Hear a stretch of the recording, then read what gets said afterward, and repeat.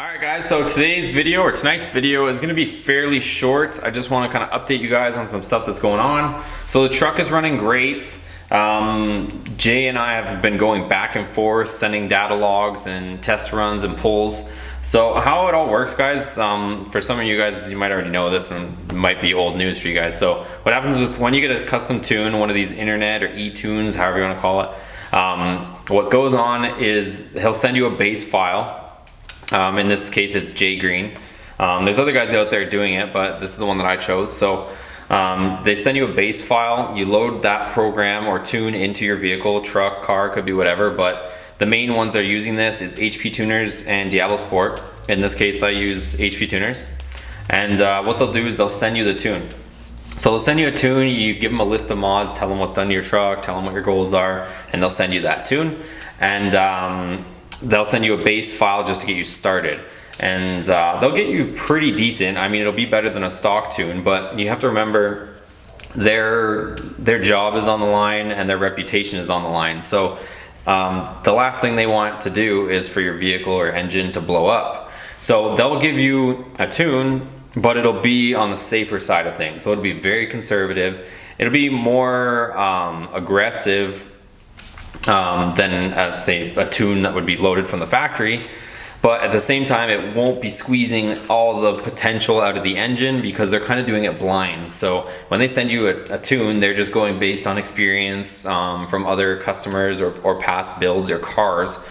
They take all those factors into account and they'll make you a tune based on what they think should run, how much fuel it needs, how much timing it needs, based on all those mods that you have, and it'll get you more power. So some people are happy with that, and you'll notice a difference for sure, but some people are happy or satisfied with that. And then there's other people, myself included, that want to take a step further.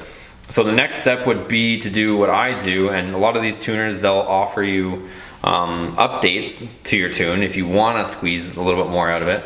And the way you do that is, in my case, you guys will see on my truck that has a wideband O2 sensor, and a wideband O2 sensor is different than the O2 sensors that are installed on the vehicle from the factory. The ones that are installed from the factory, they're called narrowband, and they can only really measure how rich or how lean your engine is running when you're just cruising partial throttle. When you resort to flooring the car, it just goes into a pre-programmed mode and it just sets that amount of fuel. This is all from the factory. Whereas a wideband O2 sensor, it'll tell you how rich or lean you're running, both when you're at partial throttle and when you're flooring at wide open throttle. So that's the sensor that you need.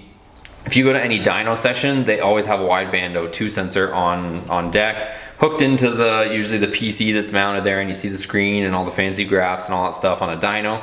The same wideband O2 sensor you can install on your car or truck, and you can be monitoring those things yourself. So what we do is the tuner needs all that information. It doesn't matter if the tuner's at a dyno, or it doesn't matter if the tuner's remote, like Jay.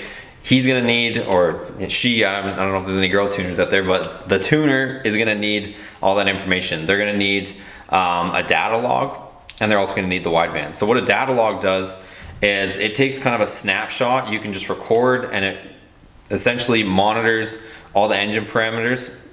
You can hit start and you can hit stop, record, and you save that file. Usually what you want to do is you want to do a pull. So you'll do a pull, you'll start it before the pull and stop it after the pull, so you give him that snapshot. Because if you just go driving for 2 hours and give him like a 2-hour log, he's going to have to sit there, or she, whoever the tuner is going to have to sit there and look at it and kind of siphon through it. With the HP tuners currently, just let me go back for a second. So with the data logging, it's going to monitor engine parameters such as knock. Knock's a really important one. So what knock does is it measures any of the vibrations that are coming out of the engine, and it's the reason why you're looking at knock is to look at detonation. So you want to avoid detonation. Doesn't matter if it's supercharged or a naturally aspirated setup. Detonation is like that enemy, and what detonation is as the piston's coming up, you want the spark to ignite and to push the piston back down. Detonation is when the piston's coming up, but before it gets all the way to top dead center, right to the top, heat and combustion is having the explosion in the cylinder chamber fire before the cylinder or the piston gets all the way to the top, or before the actual spark plug ignites it.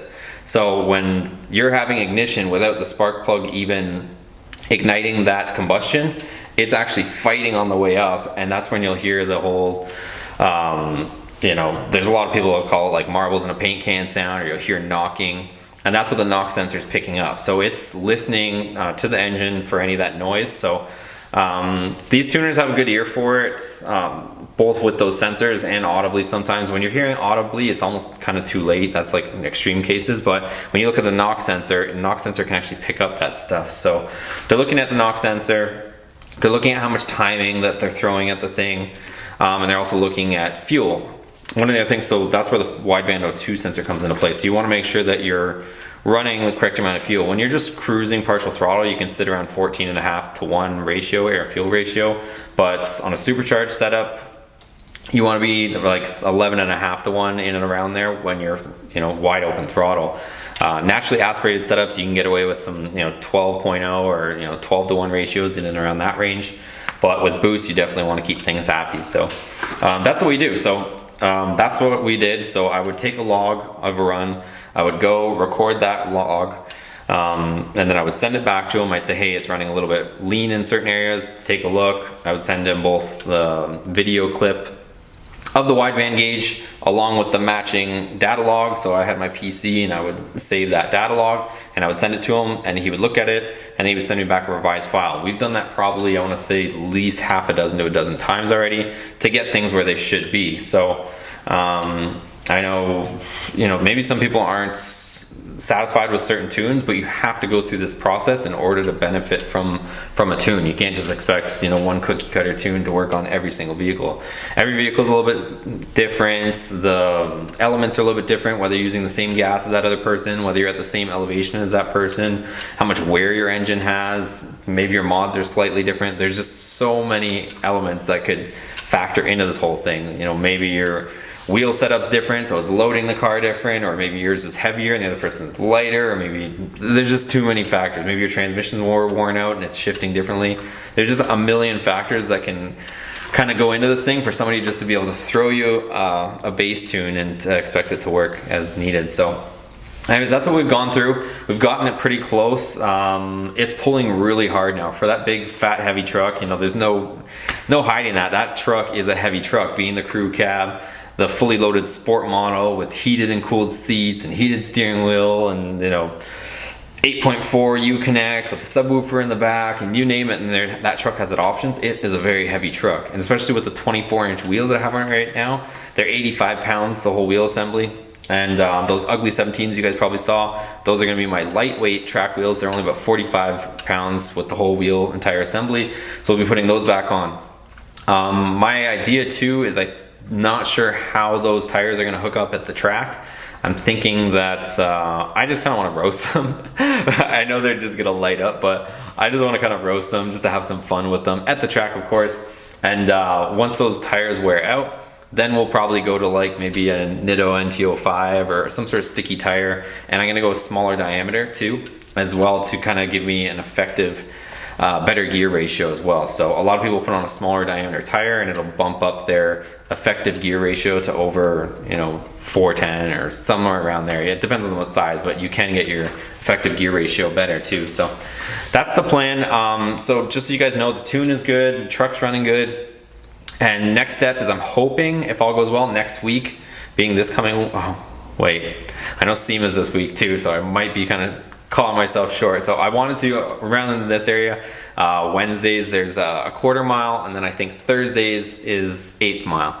So Wednesday I'm gonna be at SEMA, so I won't be able to go there, but Thursday I might be able to catch that 1/8 mile drag. I kind of just want to go to quarter. I've never taken the truck to a quarter. I've only done 8 stuff, but I feel like quarter is a better measure for myself, at least. I can kind of, everybody knows quarter times. Everyone wants to be in, you know, 12s or 13s or 11. Not that my truck's gonna get to 11s just yet, of course, but we'll see. I mean, let me know in the comments below. This is what we'll do in this video. Let me know in the comments below what your guesses are this truck will run in the quarter mile, since that's what we're gonna do. So it looks like it won't be this coming week, but the following week we'll hit the track, or at least quarter mile for sure. Next Wednesday is what I'm hoping. But let me know what your guesses are below, what you think it'll run. And I'll tease you guys in a second here on how it's looking, but with the truck, going to the track, we'll prep it. I'll take out, I'm not gonna take out any interior, go too crazy, but I am gonna put on the 17-inch wheels. So we'll definitely put those 17s on there, air them down, and we'll just see what it runs, and then we can start playing with more stuff and see how things go. But let me know what you guys think it'll run in the quarter mile with the 17s on it. Here's a sneak peek of how it's running, and this is like 2 revisions ago, so we've already updated the tune twice since this clip. But here's just a sneak peek. If you guys are on Instagram or Facebook, you probably saw this clip, but here's what it's looking like 2 revisions ago, so it's even quicker and faster than now. But here it is.